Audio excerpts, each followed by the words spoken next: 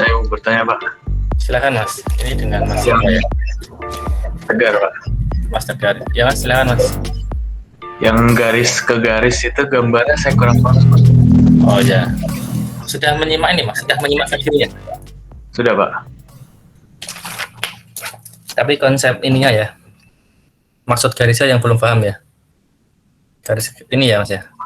Ya. Oke. Agak susah sih memang kalau menjelaskan ini ya secara online kayak gini. Karena perlu alat peraga. Kalau saya di kelas biasanya gambar yang di sana tadi itu seperti ini. Satunya garis G di sini, satunya garis H kira-kira di sini. G sama H ya, benar ya?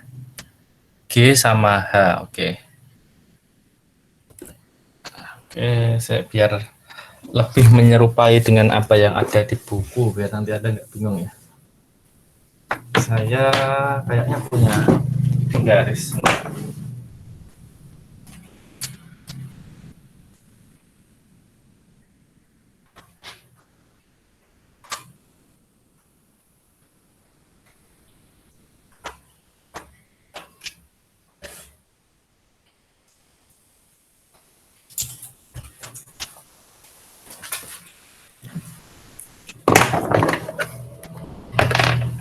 Jadi ini tadi yang garis G-nya, gitu ya.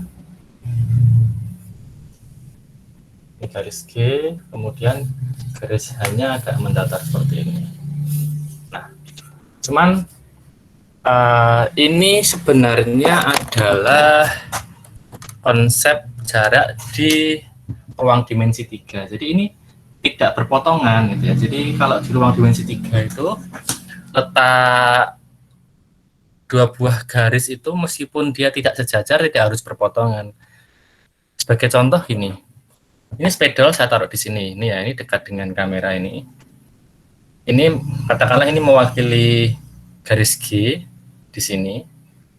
Kemudian ini H di sini. Ini H di sini. Ini Anda bisa lihat dua spidol sekarang di layar kamera. Bisa, Pak. Bisa ya. Apakah dua white board marker ini, dua spidol ini dia saling berpotongan nggak? Dia menempel nggak? Tidak, Pak. Ini menempel nggak ini? Enggak, Pak. Enggak ya, satu di sini, satu agak ke sorong ke depan ini, satu agak di belakang sini dekat dengan kamera. Jadi ini apakah keduanya ini sejajar? Halo? Enggak, Pak. Sejajar ini? Tidak, Pak.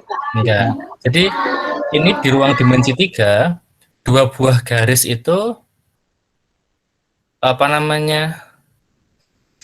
ketika dia tidak sejajar, dia tidak harus berpotongan. Kalau di ruang dimensi 2 itu kita hanya punya wadah berupa bidang datar ini. Karena wadahnya hanya bidang datar, maka ketika kita punya dua buah garis itu, dia tidak sejajar, dia otomatis akan berpotongan di suatu tempat di sini. Itu ya. Tapi kalau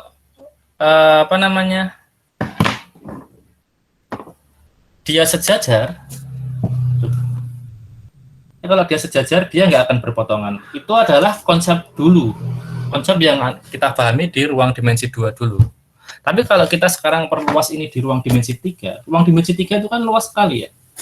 Tempatnya seluas apa, Pak? Ya seluas alam semesta ini gitu. Alam semesta ini seluruhnya adalah berada di ruang dimensi 3. Makanya dua buah garis meskipun dia tidak sejajar, dia tidak lantas kemudian saling berpotongan di ruang dimensi 3. Yang ini dulu sudah paham belum yang saya maksudkan? Paham. Paham? Paham, Pak. Paham lah. Garis yang tidak berpotongan dan juga tidak sejajar ini di ruang dimensi 3, banyak matematikawan yang kemudian menyebutnya sebagai garis bersilangan. Jadi itu ya. Bersilangan itu ya tidak sejajar dan tidak berpotongan. Itu di ruang dimensi 3 lah. Bayangkan gambar yang di papan itu dan yang di buku yang saya share itu adalah garis bersilangan. Jadi G-nya itu agak condong ke sana. Agak ke sana, hanya agak ke depan sini, G-nya agak di belakang gitu ya. Nah, kemudian nanti sebagai bantuan kita geser H-nya. Jadi ini. Kita ambil garis H yang sejajar di sini. Pakai warna biru juga ya. Jadi ini hanya itu misalkan yang warna biru ini. Nah ini.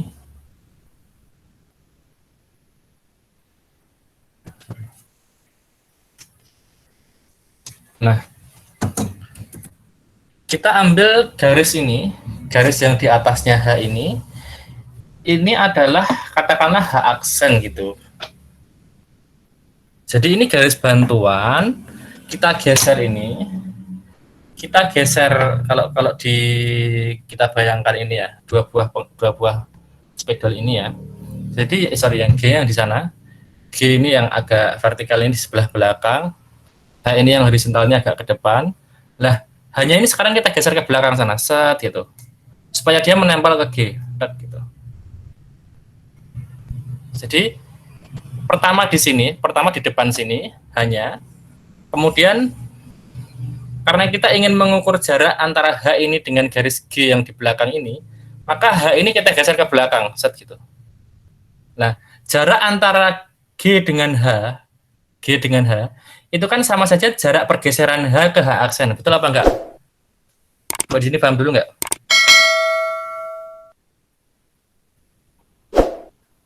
Halo? Punya gambaran enggak? Paham ya? Jadi jarak antara G ini, yang spidol yang tutupnya biru ini, dengan H, spidol yang tutupnya hitam ini, itu sama aja dengan pergeseran H ke belakang ke H aksen ini, sampai dengan H menempel di G. Betul nggak? Betul, Pak. Betul ya? Iya, Pak. Nah, karena itu, maka jarak D-nya itu bisa diwakili dengan garis ini. Jadi ini.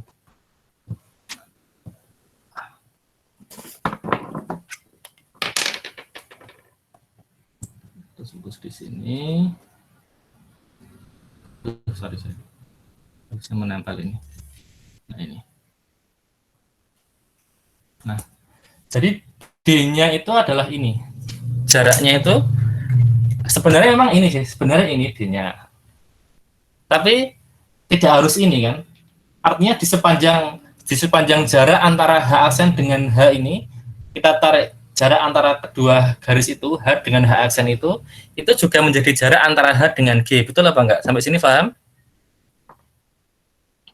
Paham, Pak. Paham, Pak. Paham ya? Oke. Di sini ada D, kemudian nanti di sini juga ada D. Di sini ya jarak antara H dengan H aksen, di sini juga D. Jadi pokoknya di sepanjang ruas antara H dengan H aksen ini, dia merupakan jarak antara H dengan, mewakili jarak antara H dengan I. Jadi di sini juga D juga boleh. Nah, kemudian sekali lagi dalam konsep geometri analitik ini, kita akan sangat terbantu dengan konsep vektor. Jadi dalam menentukan baik persamaan garis, persamaan bidang, jarak, bahkan nanti menentukan persamaan lingkaran dan bola, itu juga menggunakan konsep vektor. Di dalam vektor kita punya jarak Euklidian itu ya. Jarak Euclid itu ya jarak untuk panjang vektor itu, yang kalau kita punya misalkan vektor P1 itu A1, B1, V2 itu sama dengan A2, B2, maka jarak antara V1, V2 itu sama dengan ruas vektor kan sebenarnya, ruas vektor V1, V2 gitu ya. Kalau ini katakanlah titik itu, maka ini sama dengan panjang vektor. Lah yang ini yang kita berikan rumus kemudian pakai akar itu kan. Akar selisih A berarti A2 min A1 kuadrat gitu ya. Ini jelek ya apa, karena Anda juga sudah paham semua. Ini hanya review saja. Ini B2 min B1 kuadrat gitu ya. Itu yang dimaksud jarak Euklidian. Lah, konsep jarak ini nanti yang kemudian banyak digunakan dalam konsep-konsep geometri analitik yang lain. Tadi itu menentukan persamaan, menentukan jarak dan sebagainya, itu ini akan terus digunakan. Jadi kenapa dulu setelah kita belajar sistem koordinat kita belajar vektor, karena konsep vektor, konsep jarak, konsep panjang vektor ini yang nanti akan kemudian sudut antar dua vektor itu ya, dan sebagainya, itu yang akan digunakan dalam membahas materi-materi geometri analitik yang lain. Nah, berikutnya bagaimana untuk menentukan D ini, caranya mencari panjangnya bagaimana, lah gitu ya. Karena yang tadi yang ingin kita tentukan jaraknya adalah dari garis ini kan ya, G dengan yang kita miliki, maksudnya model yang kita miliki, yang diketahui di soal, itu adalah G dengan H. Kita nggak punya H aksen di soal, ya. Kita nggak punya H aksen di soal, maka yang kita punya hanya G dan H. Karena yang kita punya hanya G dan H, maka nanti kita menggunakan informasi-informasi yang ada pada garis G dan garis H. Masih ingat nggak? Kalau kita punya garis G, persamaan dalam bentuk simetrik atau parametrik itu, dari persamaan itu yang bisa kita dapatkan informasi apanya? Ingat nggak? Penjelasan pekan lalu. Halo? Lupa? Punya catatan nggak pekan lalu? Kalau kita punya persamaan garis, di dalam persamaan garis itu, informasi yang kita dapatkan apa? Ada yang bisa menjawab? Titik yang dilalui, Pak. Oke, titik yang dilalui sama apa, Mbak?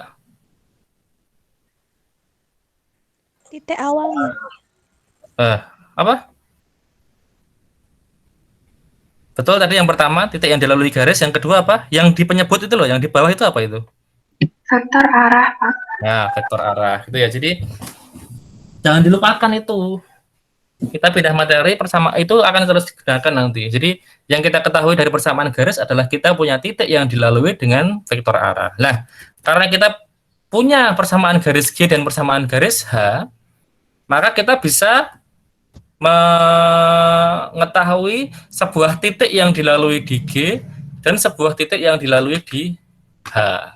Itu ya. Nah, makanya nanti kita akan membuat di sini, katakanlah ini adalah titik yang dilalui di G, ini adalah titik yang dilalui di H di sini.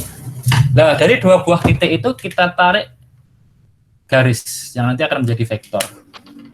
Ini. Nah, gini. Jadi misalkan di sini titik P, di sini titik T. Jadi P itu adalah titik yang dilalui. Saya kalau digambar biar nggak salah ya. Balik, sorry. P yang sini. P adalah titik yang dilalui garis H. T adalah titik yang dilalui garis G. Jangan bingung, Pak, ini titik yang mana? Ya titik yang nanti Anda dapatkan informasinya di persamaan itu. Pak, kalau tepatnya nggak di situ nggak masalah. Jadi mungkin kenyataannya nggak di sini, mungkin ini agak ke atas atau agak ke bawah, ini juga agak ke samping kiri atau agak ke samping kanan, tapi nanti tidak masalah terhadap jarak D ini, karena kita menggunakan hubungan trigonometri. Jadi meskipun jarak titiknya, kedudukan atau posisi titiknya dia berubah, nanti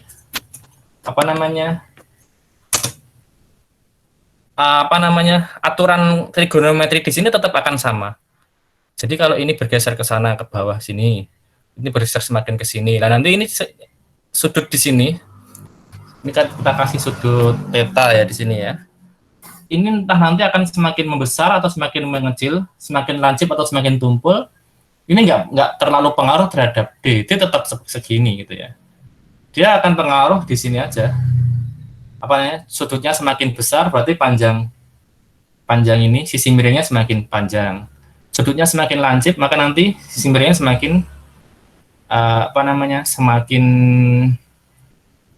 pendek. Dan nanti tetap perbandingan cosinus theta itu antara D per sisi miring ini per vektor PT. Jadi ini kita katakan nanti vektor PT. Jadi panjang PT per panjang D ini akan tetap cosinus theta kan. Jadi pergeseran P dan T, misalkan ini T semakin ke atas atau T semakin ke bawah, P semakin geser ke kanan atau titik P semakin geser ke kiri, itu hanya akan mempengaruhi ini kan ya. Hanya akan mempengaruhi sudut dan panjang sisi miring, panjang vektor PT. D-nya tetap segini, nggak akan berubah. Sampai di sini paham dulu nggak? Halo? Paham? Paham, Pak. Paham, Pak. Paham ya? Lah itu tentang apa namanya awal tadi yang ingin kita cari tadi. Jadi dari persamaan apa aturan trigonometri ini bahwa cos theta ini adalah D per PT ini, maka nanti jarak D itu bisa kita cari dengan panjang vektor PT dikalikan cos theta. PT sudah nggak masalah karena kita akan punya P dan kita punya T. Yang jadi masalah buat kita adalah bagaimana menentukan sudut tetanya itu. Karena di soal kita nggak punya sudut teta, gitu ya. Lah karena kita nggak punya sudut teta, kita nanti bisa menggunakan bantuan vektor lain, yaitu vektor U. Vektor U adalah vektor yang merupakan hasil kali dari vektor arahnya G dengan vektor arahnya H. Ya, jadi nanti gini, saya pakai spidol yang biru tadi mana ya?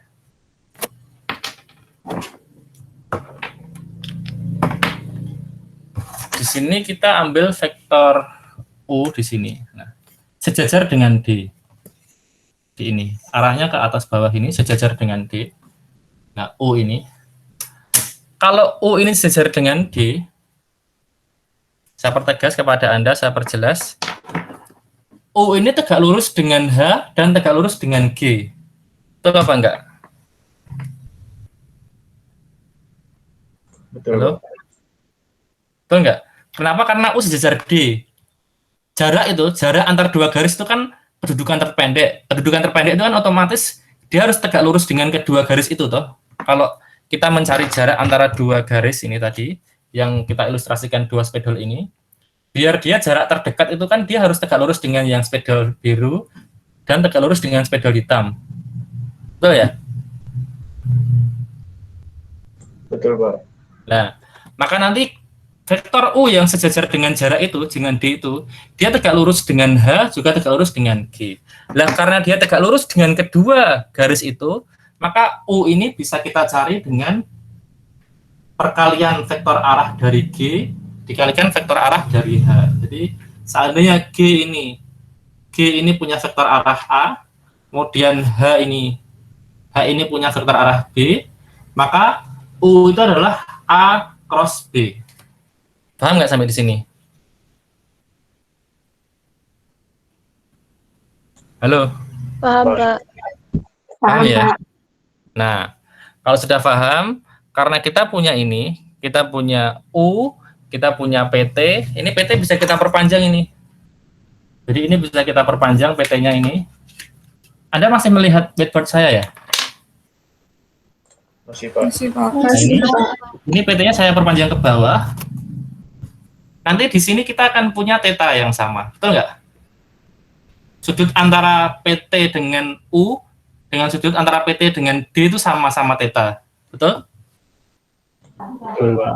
Betul, Pak. Betul ya, kenapa? Karena U dan D sejajar. Ini seperti sudut dalam searah gitu ya, sudut searah. Nah, nanti dengan konsep ini kita punya PT, kita punya U, maka sudut U adalah sudut antara PT dengan U. Untuk mencari cos ini kita bisa menggunakan informasi dari PT dan U ini. Dengan aturan apa? Yang kita ketahui sejak dulu di konsep aljabar linear, bahwa cos theta antara dua sudut itu adalah U dot PT per panjang U kali panjang PT. Betul, ini rumus cosinus gitu ya. Dot per perkalian panjang keduanya. Betul? Betul, Pak. Betul, Pak. Nah, betul. Nah, dari sini ini bisa kita substitusikan ke yang sini tadi, D tadi. Karena D itu adalah PT kali cos theta. Tadi ya, D tadi adalah PT kali cos theta, maka cos theta-nya bisa kita ganti dengan ini sekarang. Cos theta-nya kita isi dengan ini, U dot PT gitu ya. Per panjang U kali panjang PT. Nah, dari sini kita akan mendapatkan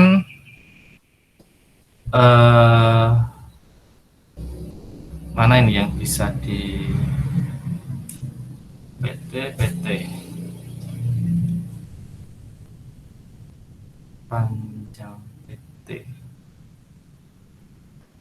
panjang PT itu rumusnya gimana ya?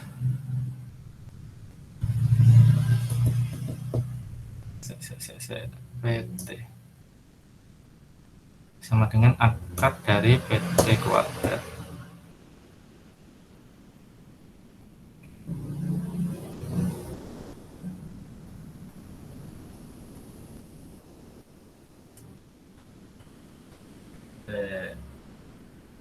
PT itu berarti panjang PT sama dengan akar dari PT ya. PT diakarkan. Betul nggak sih ini? Jadi bingung ya. Ini lokasi tempat apa namanya whiteboardnya habis sih. Yang gambar bisa saya hapus ya. Tadi masalah konsep gambarnya Mas yang tanya tadi, Mas Tegar sudah paham belum? Sudah, Pak. Saya hapus dulu nggak apa gambarnya ya? Nggak apa-apa, Pak. Biar muat sini. Nah, ini nanti Anda bingung. Kita pakainya nggak Terima kasih, Pak. Pakainya nanti gini aja, kan? Biar Anda nggak bingung. Ini malah bingung. Jadi gini. Aduh, geser ini gambarnya. Ini karena tadi cos theta adalah sudut antara U dan PT, maka cosnya adalah U dot PT per panjang U kali panjang PT. Nah, karena D tadi adalah jarak D tadi adalah panjang PT kali cos theta, maka ini kita pindah ke sana, itu saya malah gampang. Jadi kedua ruas ini kita kalikan dengan panjang PT, kita akan punya gini nanti. Panjang PT cos theta sama dengan U kali PT dot ini dot produk per panjang U. Ini ke sini nggak bingung ya? Ini ke kanan bingung nggak? Halo? Enggak. Nah, ini kan ini adalah PT cos theta. Ini tadi juga PT cos theta. Artinya tidak lain, ini adalah D tadi, jarak yang ingin kita cari tadi. Jadi jarak antara dua buah garis adalah U dot PT per panjang U itu ya. Lah, di sini dikasih nilai mutlak karena menjaga ini kalau nanti hasilnya negatif biar nanti jadi positif. Ini adalah jarak dua garis yang kita apa namanya ingin kita cari. Pertanyaannya PT itu apa? PT adalah tadi ingat PT vektor yang diperoleh dari dua buah titik di garis G dan H. Jadi P-nya di garis H, T-nya di garis G, dan sebaliknya sama aja. Intinya PT itu diperoleh dengan cara tadi membuat vektor dari dua titik yang ada pada garis. Kan tinggal titik P dikurangi titik T, itu aja gampang. Atau sebaliknya, titik T dikurangi titik P boleh. U itu apa? U itu adalah cross product dari dua vektor arah antara G dan H. Artinya semua yang dibutuhkan dalam rumus ini kan sudah ada informasinya di dalam persamaan garis G dan H yang diberikan di soal. Karena di persamaan garis G dan H kita punya titik yang dilalui dan kita punya dua buah vektor arahnya. Nanti kalau di cross product hasilnya U. Sampai di sini paham nggak?